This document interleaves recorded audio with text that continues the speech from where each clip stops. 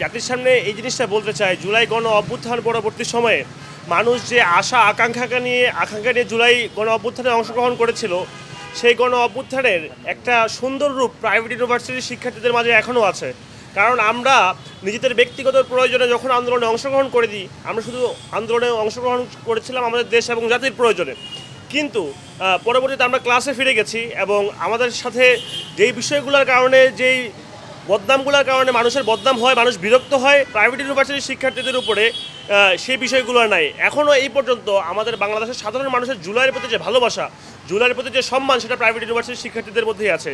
সেই জন্য সমন্বিতভাবে আপনারা জানেন, যদি গত বছর 18 জুলাই না থাকতো, 17 জুলাই সবাই যখন ভাবছিল যে আন্দোলনটা শেষ, এর পরবর্তী সময়ে প্রাইভেট ইউনিভার্সিটি যেভাবে তার বুকের তাজা রক্ত দিয়ে এই গণ অভ্যুত্থানকে সফল করে, সেটাকে আমরা বাংলাদেশের ইতিহাসে সুন্দরভাবে সংরক্ষিত করা, সেলিব্রেশন করা এবং প্রাইভেট ইউনিভার্সিটি বাংলাদেশের জন্য কি করছে এটাকে সারা জীবন জিয়ে রাখার জন্য আমরা 18 তারিখে একটা বিশাল প্রোগ্রাম করতে যাচ্ছি। সেক্ষেত্রে আমাদের পক্ষে, সরকারের পক্ষ থেকে সমস্ত হেল্প করার কথা বলা হয়েছে এবং পাশাপাশি আপনারা 18 জুলাই চোখ রাখুন হাতির ঝিলে।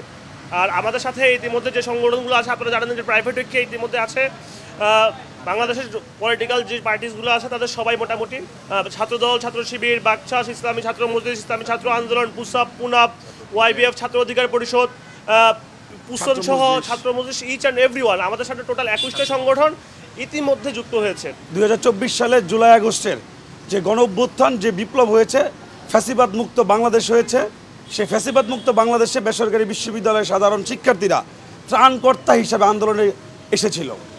সেই বেসরকারি বিশ্ববিদ্যালয়ের সাধারণ শিক্ষার্থীরা যেহেতু ত্রাণকর্তা হিসাবে এই আন্দোলনে এসেছিল এবং ফ্যাসিবাদ মুক্ত বাংলাদেশ গড়ার প্রত্যয় নিয়ে আন্দোলন করেছিল, তারই ধারাবাহিকতায় এই 2025 সালের 18 জুলাই আমাদের বিগত 24 সালের জুলাই আগস্টের শোক এবং বিজয় উদযাপন করার জন্য আমরা একটি প্রাইভেট ঐক্য নামে ব্যানার করেছি। সেই প্রাইভেট ঐক্য ব্যানারে আমাদের 21টি রাজনৈতিক এবং অরাজনৈতিক সংগঠন রয়েছে। আমরা সকলেই হাতে হাত কাঁধে কাঁধ মিলিয়ে প্রাইভেট ঐক্যর ব্যানারে আমরা 18 তারিখে অন্তর্বর্তীকালীন সরকারের সহযোগিতার মাধ্যমে আমরা একটি ব্যাপক মেগা প্রোগ্রাম করতে যাচ্ছি, যেখানে বেসরকারি বিশ্ববিদ্যালয়ের সাধারণ শিক্ষার্থীদের আন্দোলনের ভূমিকার আত্মপ্রকাশ থাকবে এবং ভূমিকার স্বীকৃতি দেওয়া হবে। ইনশাল্লাহ আপনারা চোখ রাখুন, প্রাইভেট ঐক্যর ব্যানারে থাকুন, আমাদেরকে সহযোগিতা করুন। আমরা সকলে ঐক্যবদ্ধভাবে এই সেলিব্রেশনকে আয়োজন করার আমরা প্রতিশ্রুতিবদ্ধ হয়েছি।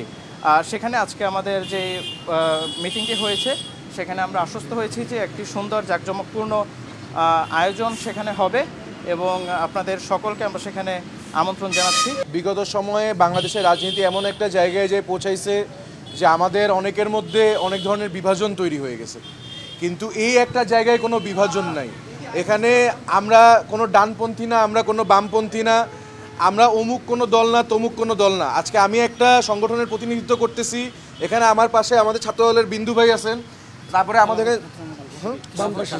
ছাত্র শিবিরের ভাই আছে, ছাত্র মজলিসের ভাই আছে এবং অন্যান্য আরও ইসলামী ছাত্র এবং এই সহ আরও যত ছাত্র সংগঠন আছে, সবার প্রতিনিধিরা আমাদের সাথে আছে।